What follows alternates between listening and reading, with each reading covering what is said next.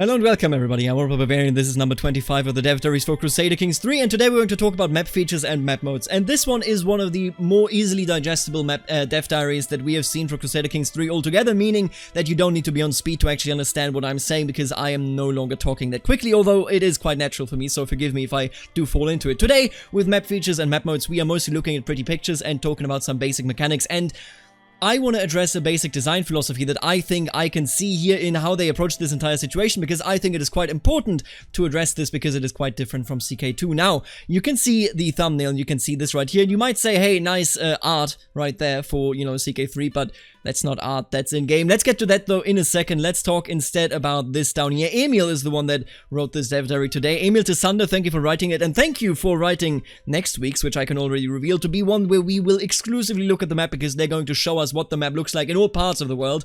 I am very excited for that, and I gotta tell you, and this is just conjecture, so don't take this, take this with a huge grain of salt, essentially, with a mountain of salt.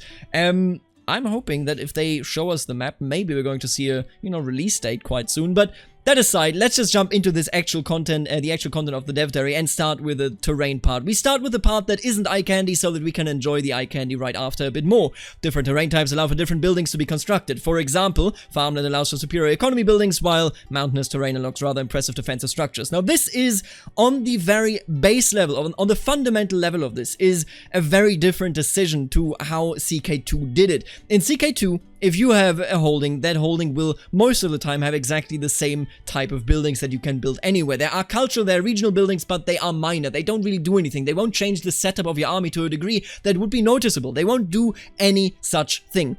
Now, this meant that wherever you blobbed, it would always be simply good. There's no difference whether you blob into, be it, for example, the Pannonian Basin, whether you blob into Bavaria, into Czechia, into any area of the world. If you blob, that means you hold more land. Holding more land makes just more levy, and more levy means you win more wars. Now, of course, there are some other specialized ways of playing, but I think that is how most players played it. This brought us to a basic design philosophy where essentially blobbing equals good. Now, in CK3, what they are doing here is essentially specialized blobbing equals good, and I want to showcase this with a historical example. The Hungarians did not settle in the Pannonian, in the Carpathian Basin by accident. They settled there because, of course, the center of it was very rich, with the Danube River flowing through it, and making sure that, they would always have food supply, making sure they could settle there. They would be on trade routes. They would be in a situation where they would be very close to the center of the economy in Central Europe, and where they could interact with it. But on top of it, the Carpathian Mountains, of course, supported their entire realm, kind of surrounding it from the east and in the north, making sure that they couldn't be invaded, or at least if they were to be invaded, they could easily defend themselves. So this is historical development. This is exactly why people settled in certain areas. They didn't just do it because blobbing is good. They did it because they said, these are lands where we can have the center of our empire, and the center of their empire they had there. Now, this is something that CK2 didn't really reflect, and I really, just to finish this tangent, I want to point out the basic understanding, or rather the basic idea of this new design philosophy that we can see here in CK3, which I welcome, because it changes how you, as a player, view the world, where you essentially blob into territory because it makes geographical and strategical sense, instead of just blobbing because you will be, stronger. Essentially, I'm hoping that, what I just described, what the Hungarians did, will be a major driving factor in how players make decisions in CK3, because that is, of course, encouraged. Now, let's actually jump down here. They also have an effect on development, making development change faster or slower over time. Expected to be a massive undertaking of developing the Sahara, while developing the fertile fields of India will be a much easier task. Of course, that makes a lot of sense. Development is a number that goes up and down depending on how peaceful, how successful, how many wars the area sees, that sort of stuff. And if you have a territory that is very well suited to be farmland, then people will recover quickly and quicker than, for example, somebody living in the Sahara going through a war and then coming out of it. This is excellent. This is exactly how it should be, and I'm a huge fan of it. Now, what I do want to stress is this is just the underlying design philosophy. I think it is easy to tell that the developers have a very similar, naturalist design philosophy here, although, of course, I want to point out, it's not clear to me, because I haven't played the game, I haven't even seen the game beyond anything that all of you have seen. It's not clear to me whether this exactly works the way that I'm envisioning it. I just hope that it is encouraged this way. Now, there's also another difference here. If you have seen the development diary for warfare and for battles, then you will know that it works quite, to a large degree, different from CK2. And essentially, what mountains and so on now do is they determine the combat width of a fight. Of course, it makes sense, if I have 20,000 horses, they will be easier to bring into battle on just plains plains really in comparison to mountains. That is something that CK2 also simulated in a certain way, just by handing out modifiers, for example, minus 15% in mountains, etc., etc.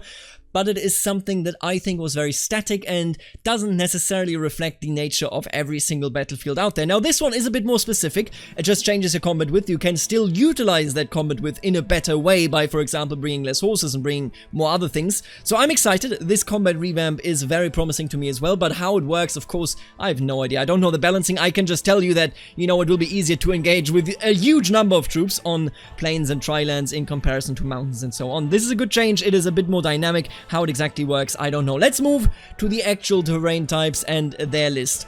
What do we have here? We have farmlands, and farmlands has access to many different powerful buildings. Their high development, or rather their development, recovers quicker, so it goes up quicker in comparison to, for example, desert.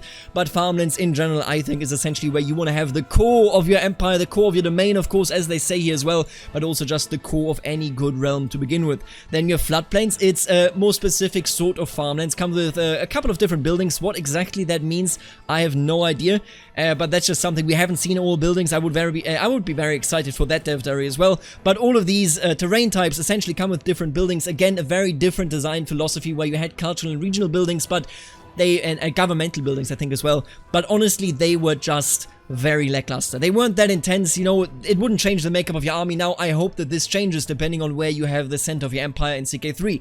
Floodplains, very specific type of farmlands, essentially along the Nile and other major rivers, I assume. What exactly the difference is, I cannot tell you. Plains, one of the most common terrain types. Plains exist almost everywhere and provide a wide range of building options, so the most versatile of all terrain options, I would argue. Then drylands, a variety of plains with slightly different buildings available. What that means, I have no idea.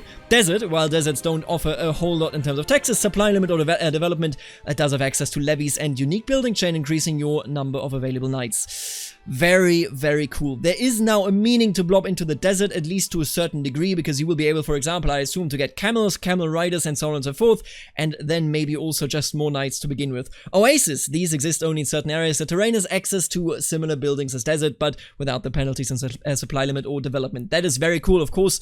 Having an oasis under your control means that you essentially have the entire region under your control, because nobody can survive in the desert. How exactly, again, it works, we don't know, but I really like the underlying philosophy. Steppe, mostly used by tribals. The steppe starts with low development and has a significant penalty in development growth. Now, horse archers are very effective in the steppe, of course, as they are in CK2 as well. I hope that maybe in the steppe itself, you just, you know, have an easier time recruiting horse units to begin with.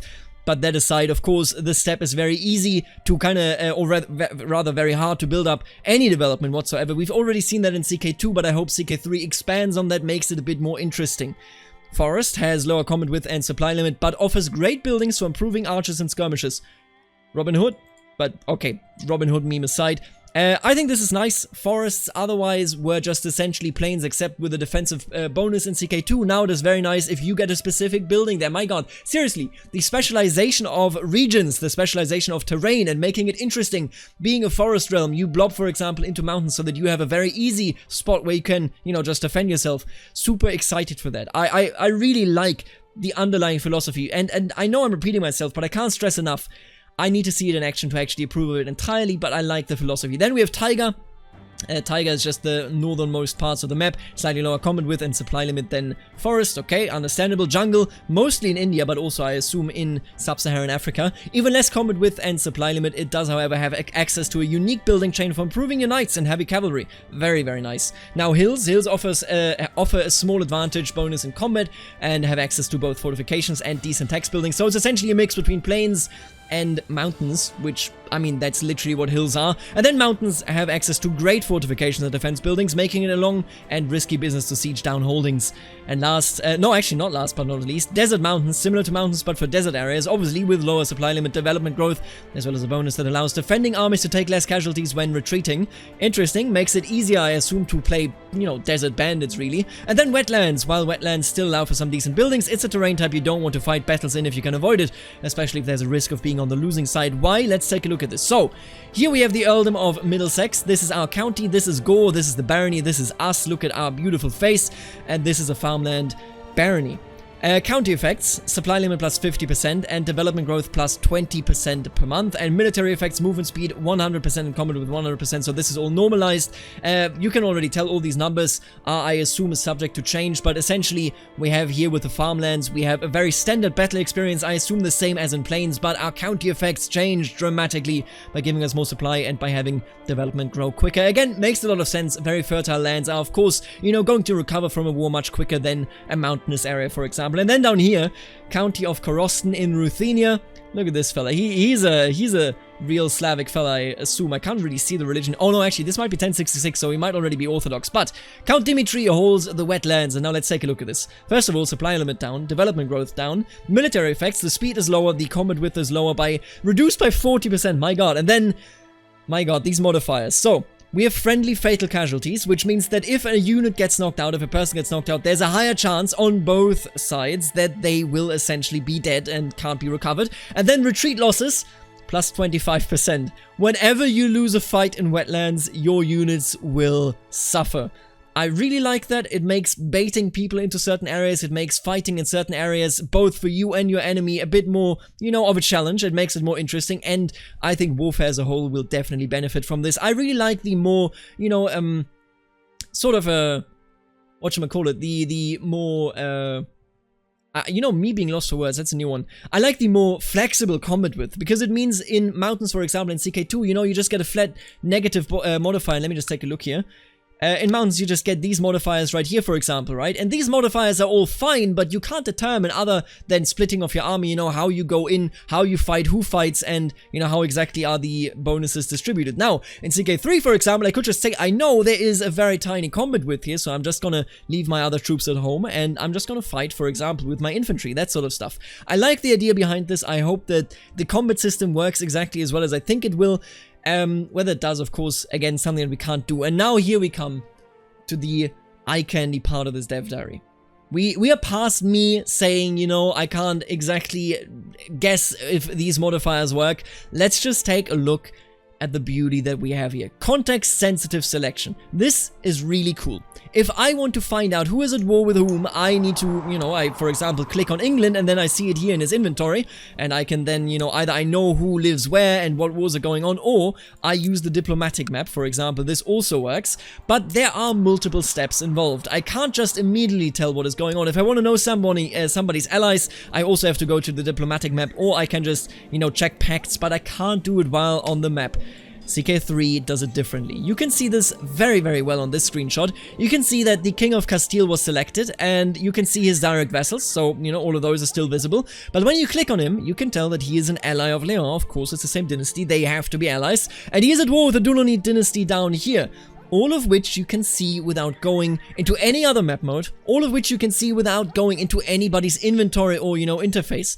This is big, this is quite nice, quality of life definitely benefits from it. I will say for this one screenshot, on this zoom level, me personally, this might just be me personally, and I understand if there are, of course, differing opinions, but I feel as though this looks a bit plastic, because the colors are overlaid over, you know, mountains and whatnot. I either would prefer if it was just the colored in border and then this was actual terrain, or I would prefer it if the mountains didn't show on this level of zoom. But, you know, that's just personal preference. I personally do not like how plastic it looks, but the quality of life that comes with just being able to see everything on the map and in one map mode is big. Now, the sort of thing where, you know, you click on a map and you get this overview is also something that you get, for example, for Faith. If you have the Faith map mode active, you can click one Faith to open the interface for it, as well as seeing where its holy sites are located. Very convenient, of course. Immediately getting the actual interface for it is something that we don't even have really the option to in CK2. In CK2, you have to go to someone that believes in the Faith, or go into the ledger to see, for example, moral authority.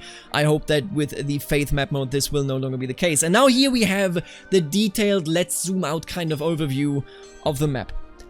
Let's analyze this realm map mode. This is the closest zoom level. We see quite clearly Scotland. You can see all of the holdings. You can see the rally point right here. You can see the vassals of Scotland. This is St. Johnstone. You can see the income in taxes and levy that you get from your personal holdings. And you can see the kind of changes between counties and baronies. So every thick border is, I believe at the very least, no, actually, this is untrue. What I was about to say would have been untrue, I think. You can see that essentially everything that you know, is separated by this border, you see this double lined border. This is one county. So everything that has the dotted line is just part of one county, of the county of Lennox, and then this is one county as well. And then you can see the thick borders which determine, you know, this is your personal domain, so it's directly connected. And then this is a different vassal. So this thick border is different vassals, this is counties, and then the name is over the county and not over the different baronies themselves.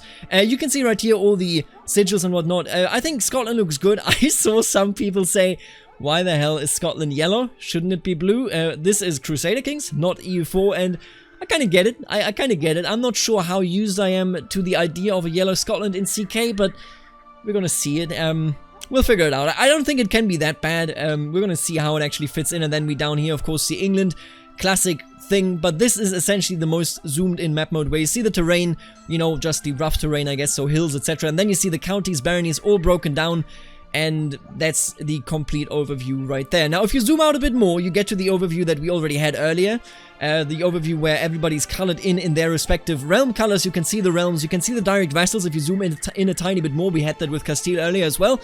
But most importantly, you see all the different realms, very, very similar to how you see them, of course, in CK2. Where, you know, for example, this is roughly where we would be right here, where you can see, I mean, it's practically the same map mode, it just looks a bit different. Again, not quite sold yet on the mountains being visible here. I don't honestly think anybody needs the strategic information on the mountains in this map mode if they just weren't visible. If this was flatter, like a paper map already, I think it would be gorgeous, but that's just personal preference at the end of the day. And now comes the beauty. I mean, my God. This is just compare this. I mean, come on. This is incredible. Just compare this.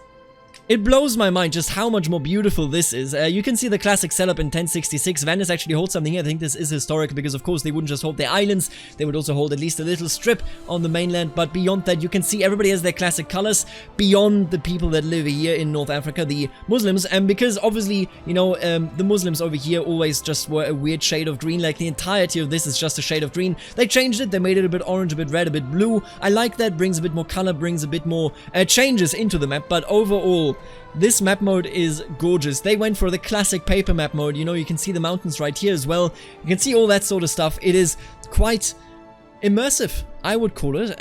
Quite immersive indeed. I'm a huge fan of this map mode, and I gotta tell you, I wouldn't be opposed to this, for example, also already being flat. Now, not as stylized, of course, as this map, but also already being flat, because I don't think we really need those mountains. But that aside, that's just personal preference at the end of the day. The Realms map mode has more layers, or has different layers, as you can see right here. It comes with this integrated thing where you can just see the diplomatic relationships amongst one another, and I think this is just a gigantic step up. I mean, it just, you know, looking at this just really makes me realize that CK2 was a game from 2012. Now, let's talk about the other map modes besides the Realm map mode, which we just, you know, kind of investigated right here. Beautiful, absolutely gorgeous. Other than that, we have de jure. We already had that in CK2, of course. You can see the de jure areas of duchies, kingdoms, and empires. Then we have faiths, which, you know, is exactly what you would expect to be there. Cultures, very clear. Houses, which is something that we, of course, also have in CK2 right here. If I can find it, there it is. The dynasties can be seen here, but I assume that houses even show the sub-dynasty part, so the actual, you know, where the term house is employed.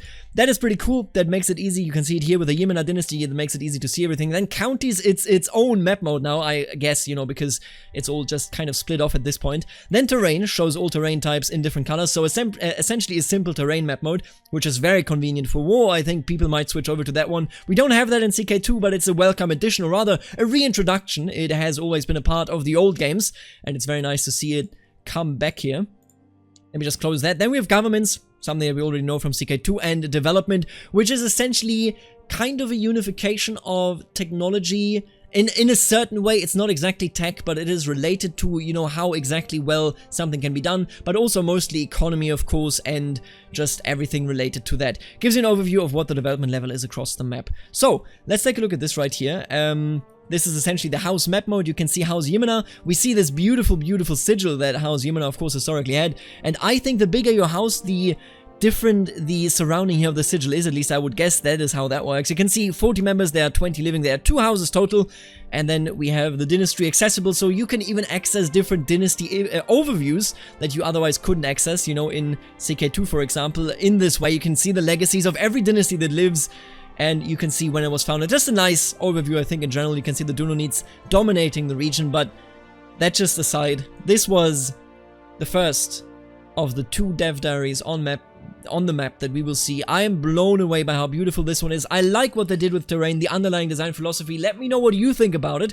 That is of course quite important to know as well. I think if the design philosophy is visible, where you blob because you need the specialized area, you can defend it better, etc, etc, if that is something that is encouraged in CK3 much more than it was encouraged in CK2, I would be all for it. Now, with that being said, I want to say that I'm very excited for the next dev diary on the map, where we'll see the entire map, at least, you know, as far as Emil is honest with us here, which I hope he is. And I want to thank the members of the channel that are making videos such as this one possible, namely the Barons Aaron, Stefan, the Richest T, Snowwolf, Emma Mello, Thomas, Lachlan, Mitchell, MFB, and Florian.